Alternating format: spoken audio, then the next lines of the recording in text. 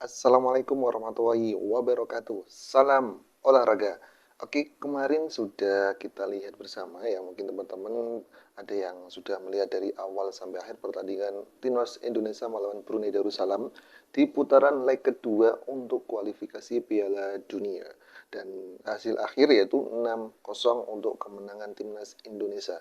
Selain dari segi permainan dan hasil akhir yang perlu kita soroti nanti adalah efek kolektivitas permainan, kemudian kebersamaan atau orang-orang yang mencetak gol tidak hanya bergantung pada satu orang, dan ada beberapa pemain yang menonjol dan menjadi pemain kunci versi ini bola. Oke, yang pertama dari segi permainan ya, kita formasi awal tuh ada di belakang ada Fahrudin Arianto, kemudian ada Sandy Walsh dan ada Sain Patinama. Kemudian di depannya nanti ada Egi, ya, ada Hoki Caraka, ada Ahmad Irianto, ada Riki Kambuaya, ada Hoki Caraka, ada Dendi Sulistiawan, dan di sayap kanan ada Sandy Walsh tadi ya. Dan kemudian untuk gol pertama diciptakan oleh Hoki Caraka, pemain muda teman-teman yang kemarin gagal untuk Piala Dunia U19 atau U20, dan ini dia dimasukkan oleh Sintayong dan dipercaya untuk menjadi star pertama ya, untuk menjadi pemain inti di babak pertama. Dan ini dia sampai babak kedua ya, dan dia berhasil mencetakkan 2 gol. Anak muda, dan harapannya Hoki Caraka ini bisa terlatih mentalnya sehingga dia bisa berkompetisi dengan pemain-pemain senior seperti Dendi Sulistiawan, Dimas Derajat, ataupun nanti barangkali ada pemain tambahan untuk di posisi penyerang. Kemudian ada gol dari Egy Maulana Fikri, dan catatan juga untuk Egy Maulana Fikri ya, yang pertama untuk Egy sering melakukan kesalahan, dan kesalahannya itu cukup fatal teman-teman. Bayangkan kalau lawan kita bukan Brunei, atau misalkan kita contohkan untuk lawan kita di Piala Asia ke depan itu Jepang. Sedikit kita berbuat kesalahan seperti Egy itu, salah passing, kemudian serangan balik dari tim lawan, itu kemungkinan golnya itu sangat besar. Apalagi back kemarin ya, nggak ada Elkan Bagot ya, itu Farudin juga larinya kan karena mungkin umurnya sudah terlalu tua, sudah di atas 30, larinya itu kalah sprintnya sama pemain Brunei. Dan untungnya pemain Brunei juga sedikit gugup ketika berada di depan gawang timnas Indonesia sehingga aman dari kebobolan. Ya, itu Egy Maulana Fikri, permainan perlu ditingkatkan lagi. Saya rasa kalau nanti ada pemain yang lebih lincah, Egy Maulana Fikri bisa digantikan ini. Karena dia dari kemarin di leg pertama itu selalu berbuat kesalahan passing. Kesalahan passing. Selepas dia gol yang satu itu ya, yang hasil crossing, tapi dia berbuat banyak kesalahan. Oke lah, nggak apa-apa. Kemudian penampilan Sen Patinama di start di pemain 11 pertama ya. Sebelumnya kan di leg pertama Sen Patinama itu menjadi pemain menggantikan Pratama Arhan. Kemudian di leg kedua di Brunei, Sen Patinama menjadi pemain inti ya. Dia masuk mulai dari pertama, crossingnya bagus, tenang passing tenang, akurat, buka ruang, kemudian crossingnya juga mematikan. Tinggal menunggu striker mungkin Ramadan Sananta atau Dimas Derajat yang bisa hitting ya, yang bisa posisi bola atas. Ini menjadi catatan penting karena posisi Pratama Arhan kemungkinan bisa tergeser ya. Karena ketika mengganti Sen Patinama kemarin, Pratama Arhan ya jelas ya sudah cukup berbeda untuk kualitasnya.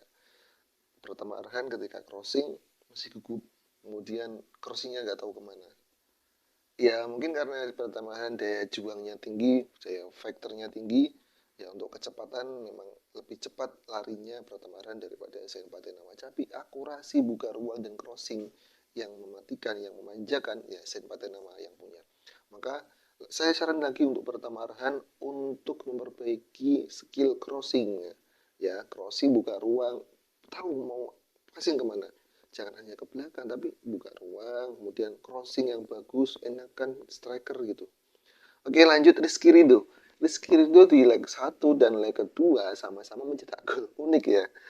Rizky Ridho ada kemajuan untuk mencetak gol. Dia seorang back tapi aktif maju dan mencetak gol.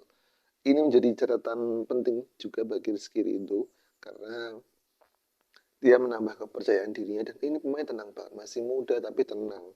Ya, meskipun kemarin beberapa sedikit kesalahan miskomunikasi dengan penjaga gawang, tapi harapannya itu bisa diperbaiki lagi, bisa diminimalisir, dan bisa lebih tenang lagi. Dan tentunya bisa mencetak gol-gol kembali. Dan ada gol dari Witan Sulaiman lewat adu penalti ini. Gol yang cukup lama yang nggak dilakukan oleh seorang Witan, baik di Persija maupun di Timnas Indonesia. Dan akhirnya dia gol dari lewat titik penalti dan hasil tusukan sendiri. Kemudian Ramadan Sananta. Ramadan Sananta kembali mencetakkan gol dan alhasil di kedua leg ini Ramadan Sananta mengumpulkan 3 gol bersama Dimas Derajat. Ramadan Sananta striker yang sudah saya tebak ya, dia itu striker yang berbahaya, tajam, bodinya tinggi, kemudian dia akurasi passing, akurasi tendangannya bagus. Cuma Ramadan Sananta adalah dia terlambat ketika buka ruang. Oke, terlambat ketika buka ruang. Misalkan dia di depan, kemudian dia mau narik sehingga temannya mau masih bola daerah, dia itu sering kejebak posisi offset. Nah, dia harus belajar untuk membaca pergerakan lawan sehingga dia tidak terjebak di posisi tersebut. Oke, secara keseluruhan pemain timnas Indonesia menarik daripada leg pertama dan ketika Sen Patinama serta Sandy Walsh diganti Asnawi sama digantikan Pratama Arhan, timnas Indonesia main pemain lokal semua dan itu bagus dan cukup bagus ya.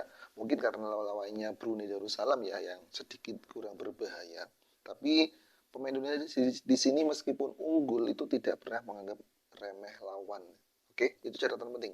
Tidak pernah menganggap remeh permainan lawan.